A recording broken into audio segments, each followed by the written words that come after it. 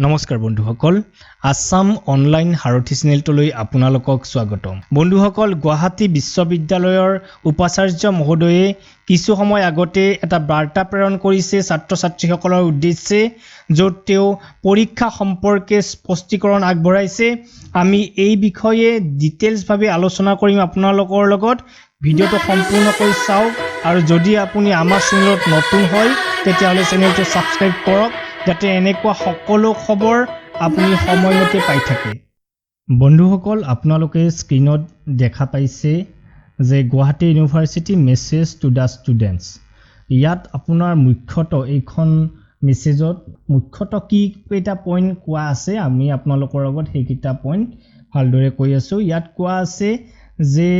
বৰ্তমান কোভিড-19 দ্বাৰা যি পৰিৱেশ সৃষ্টি হৈছে তাৰ পৰিপ্ৰেক্ষিতত গুৱাহাটী বিশ্ববিদ্যালয়ে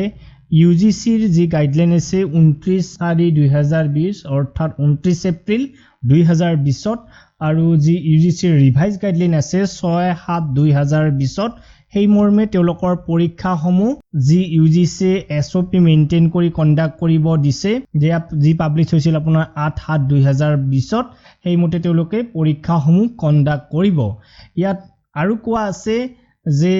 ডিটেইল ৱৰ্ক প্ল্যান আৰু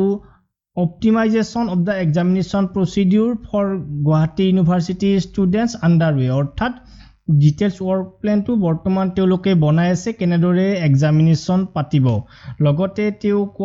কৈছে যে তেওঁলোকে চেষ্টা কৰিব যাতে গুৱাহাটী ইউনিভাৰ্চিটি যি পৰীক্ষা হয় হেয়া ষ্টুডেণ্ট সকলৰ সাপোৰ্টিভ হয় অৰ্থাৎ ষ্টুডেণ্ট ফ্ৰেন্ডলি হয় লগতে তেওঁ এটা স্পষ্টীকৰণ দিছে যে গুৱাহাটী বিশ্ববিদ্যালয়ৰ যি পৰীক্ষা হ'ব হেয়া অনলাইন আৰু অফলাইন দুয়োটা মোডত হ'ব আৰু অনলাইন মোডতকৈ অফলাইন মোডত বেছি প্ৰেছাৰ থাকিব অৰ্থাৎ অফলাইন মোডত বেছি ডিপেন্ড কৰিব অনলাইন মোডত কৰি পৰীক্ষা পতাৰ ক্ষেত্ৰত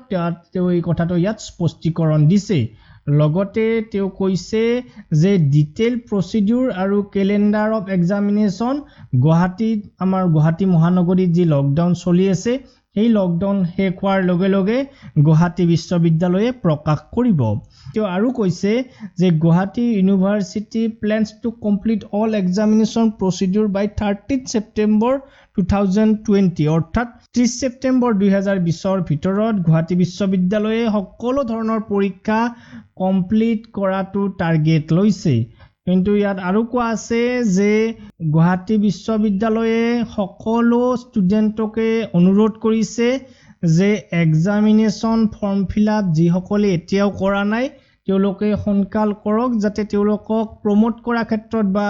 ফাইনেল ডিগ্ৰী দিয়া ক্ষেত্ৰত কোনো ধৰণৰ অসুবিধাৰ সৃষ্টি নহয় লগতে তেওঁ কৈছে যে বহুত ষ্টুডেণ্টে তেওঁক পাৰ্সোনালি মেছেজ কৰি আছে গুৱাহাটী বিশ্ববিদ্যালয়ৰ পৰীক্ষা কেতিয়া হ'ব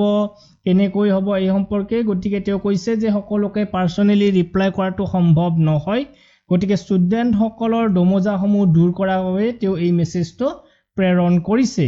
লগতে ইয়াত তেখেতে আৰু এটা কথা কৈছে যে I have also received memorandum submitted by a number of student organization অৰ্থাৎ যি বহুতো ষ্টুডেণ্ট অৰ্গানাইজেশ্যনে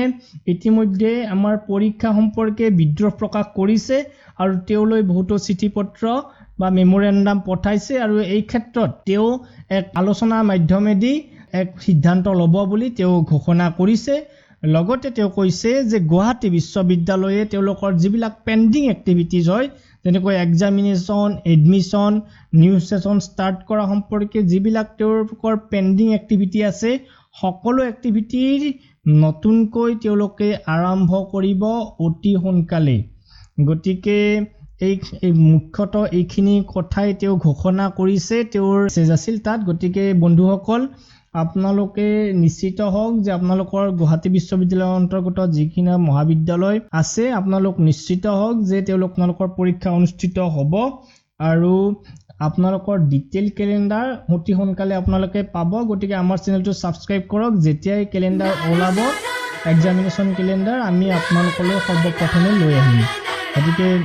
আজিলৈ ইমানেই যদি ভিডিঅটো ভাল পাইছে শেয়াৰ কৰক আৰু আমাৰ চেনেলটো সাবস্ক্ৰাইব কৰক ধন্যবাদ